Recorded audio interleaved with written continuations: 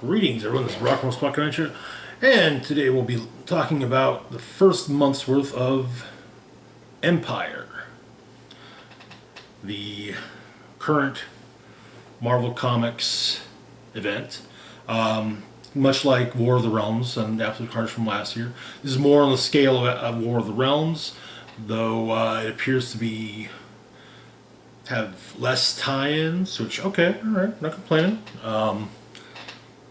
Anyway, so first off, backstory for the whole story, for the whole main event. The event is the event basically though is about the Kree and Skrull come together under Hulkling, and it's kind of a surprise everyone because they've been at war for multiple millennia. So, but yeah, their fleets come to Earth. Why? Well, we'll get into that. So, the backstory. The Kree-Skrull War, as covered in Road to Empyre. The basic version is thousands and thousands of years ago, the Skrulls, a technologically advanced race of shapeshifters, came to the planet Hala, which was home to the Kree and the plant-based Kotati.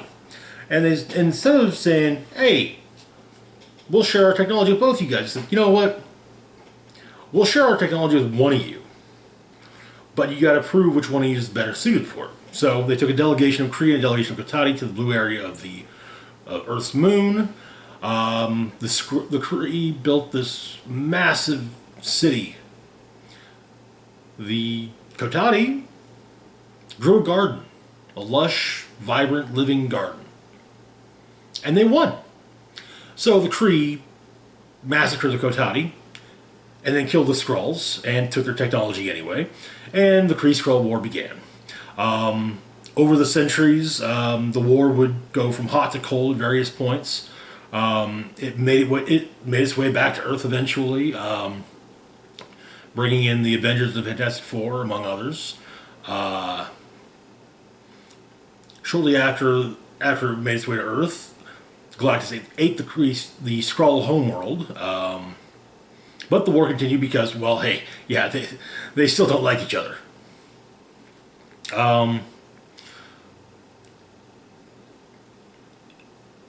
Eventually,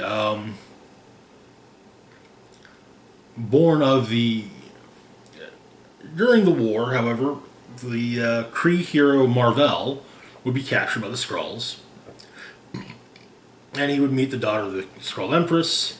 The two would fall in love, and the Skrull Empress-to-be was pregnant with a Kree-Skrull hybrid.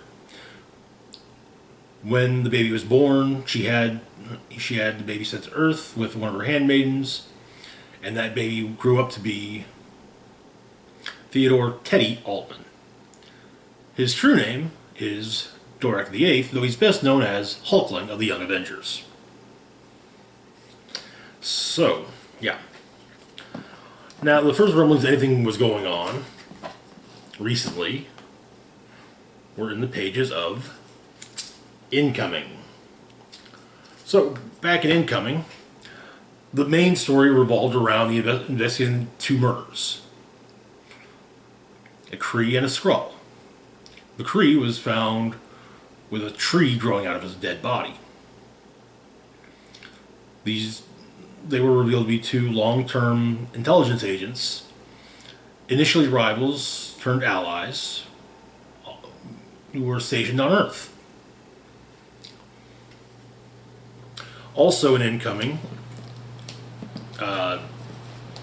Hulkling accepted the leadership of the Kree-Skrull Alliance and the rank of Emperor.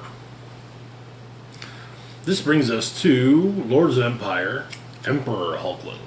So in Emperor Hulkling, we basically see that shortly before they were killed, Raxor and Beldan, the Kree and Skrull agents killed in Incoming, came to Hulkling and said, hey, look, we need you. Okay, you need to You know, the sword that magical space sword you've got. Yeah, it's basically kind of you're supposed to be the a leader. So and so he decides it is the best course of action. So he agrees to become the leader of the Kree Skrull Alliance. But he still has to prove himself to his various advisors. And he ends up making a big show of shunning his fiancée, well, okay, as revealed yesterday, husband, Wiccan.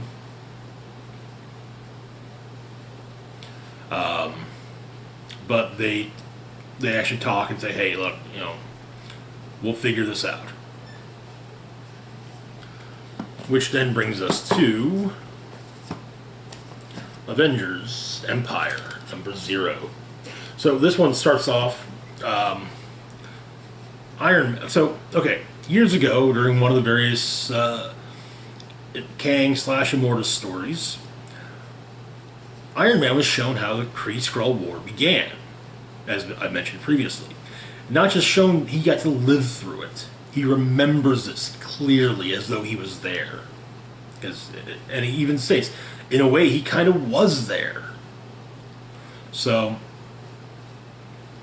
after this, the Avengers go up to the moon, where they find the Kotati, and, they talk some, and then the Kree Skrull Armada shows up.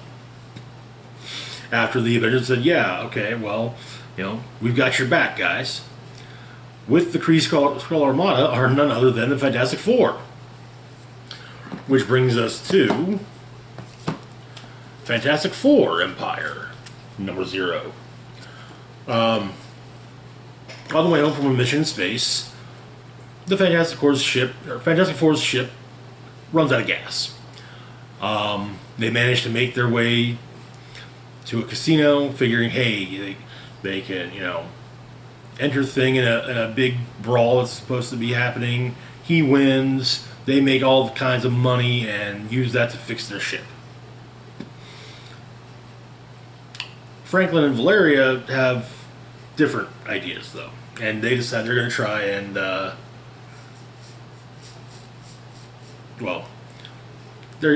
figure they're going to try and, beat the house.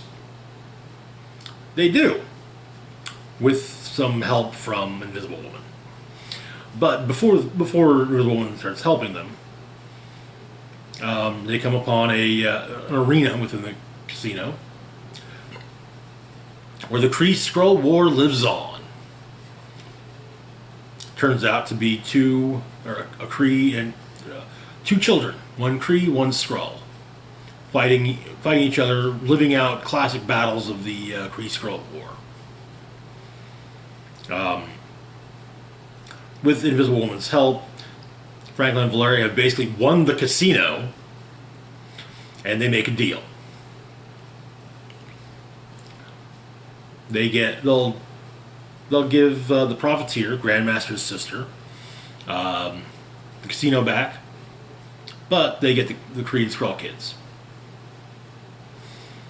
as well as they get repairs made to their ship.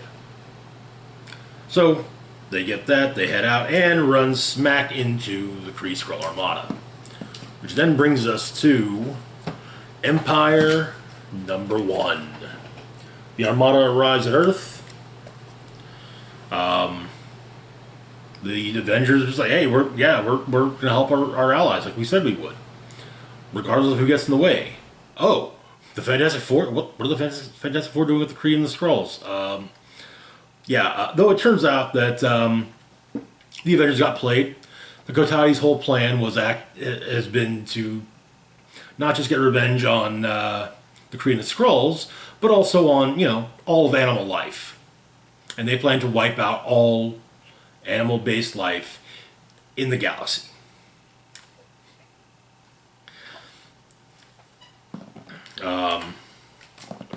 So when the Avengers realize they've been played at Empyre number 2, they kind of say, hey, yeah, okay, we got played. We get it. Captain Marvel becomes the Supreme Accuser. The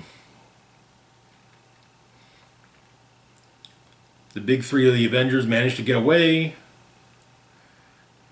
Yeah, it's and the stage begins to be set for an invasion of Earth, which brings us to Empire number 3. The invasion is in full swing. The forces of Earth are actually are doing their best to hold off the advance of the Kotati. Hulkling is trying to be a good leader. You know, he doesn't. Though he would, and it would, and while yes, the Alliance does have a super weapon at their disposal, he would really prefer to not use it. Like even get it ready, not even prime it to get it ready. Just kind of we've got that, but we really shouldn't use that. Also, it turns out that one of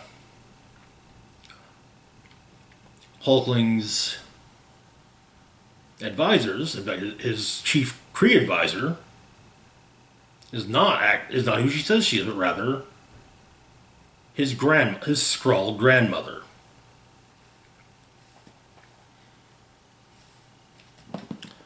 Which then brings us to Empyre Avengers. So, after Cap, Thor, and Iron Man escape from the moon and the clutches of the Kotati,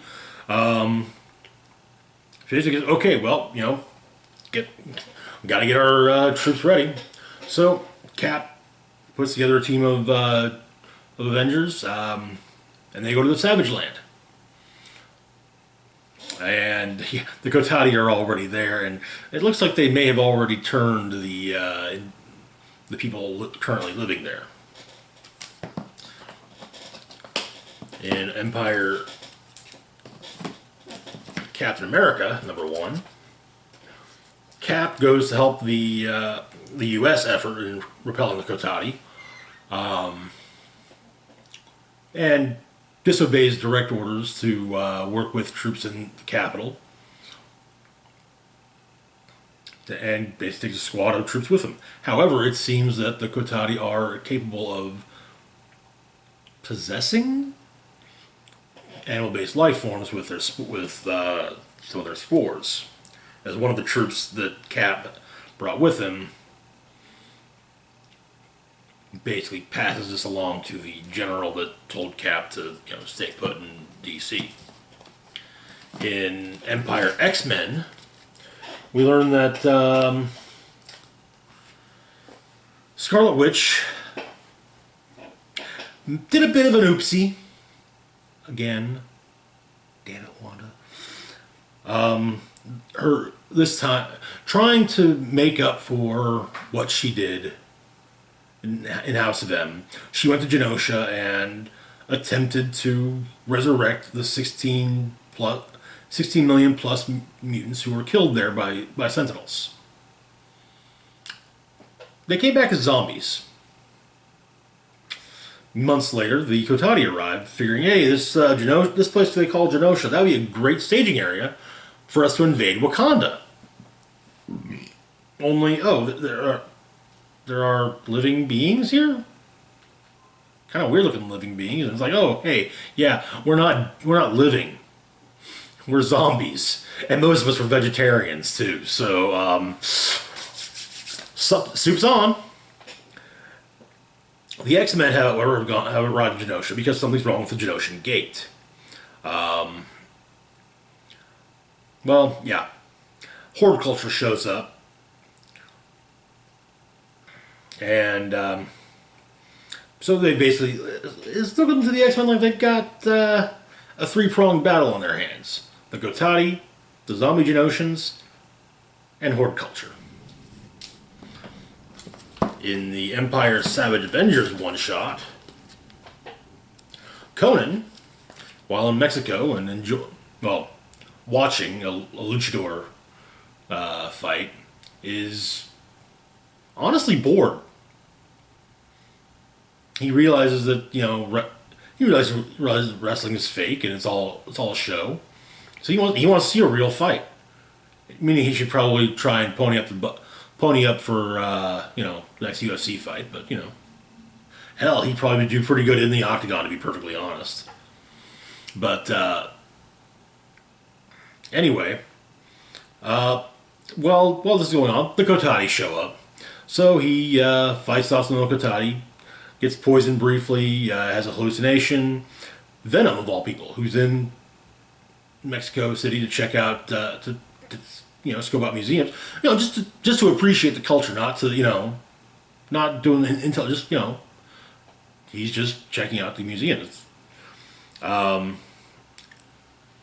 snaps Conan out of it, and the two of them take on the Kotati, and they at least they don't. I wouldn't go as far as to say they saved the day, but they did. They did at least put a dent in the Kotati war machine, which actually does remind me there was another plot point from Avengers that I forgot. Another strike team of Avengers is in Mexico, and they're dealing with the fact that the Kree and the Skrulls don't care if humans are in the crossfire. So that squad of Avengers is trying to help the Kree and the Skrulls while at the same time protect the people. So yeah, fun times. Which brings us next to Captain Marvel number 18.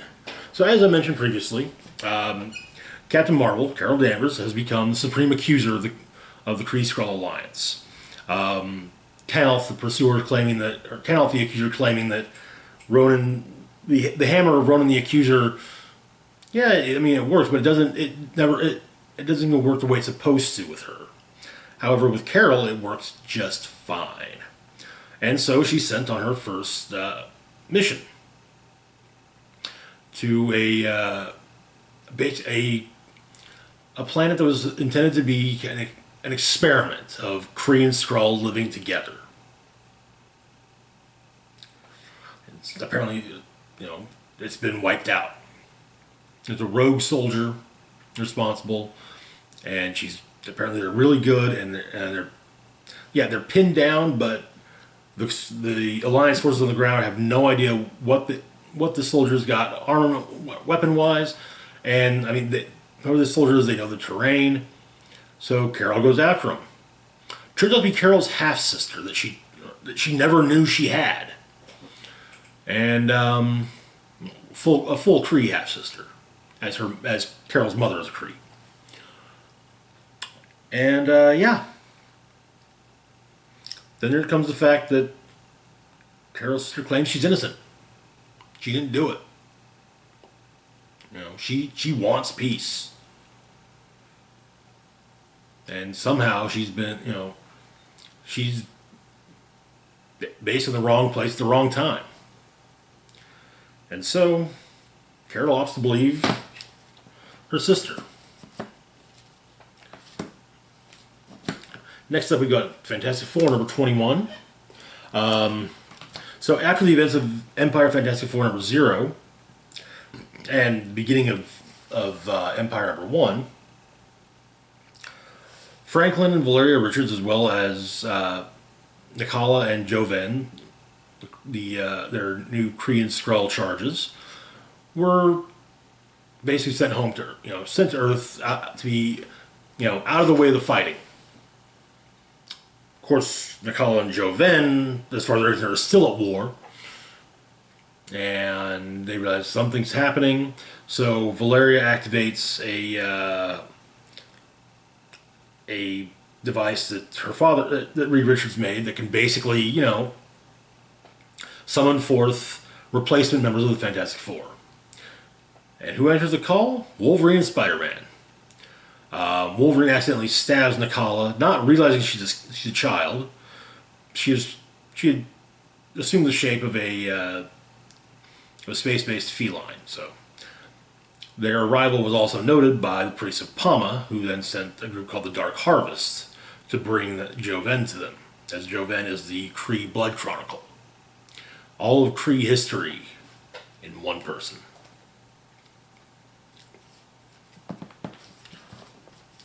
In X-Men number 10, after a long night of partying on the moon with his teammates, oh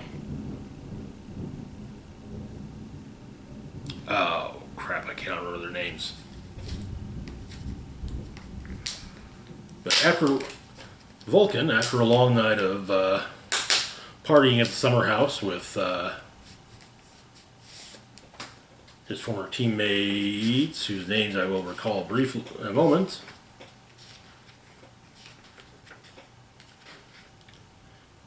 Petra and Sway, well, Gabriel decides to go for a walk and comes upon the Kotati, suggests that they leave that whatever their plans for Earth may be, they do their damnedest to, leave Genosha alone. And he ends up kind of going nuclear on a bunch of them. Or not Genosha, but Krakoa. Yeah, leave Krakoa alone. He goes nuclear on a bunch of them.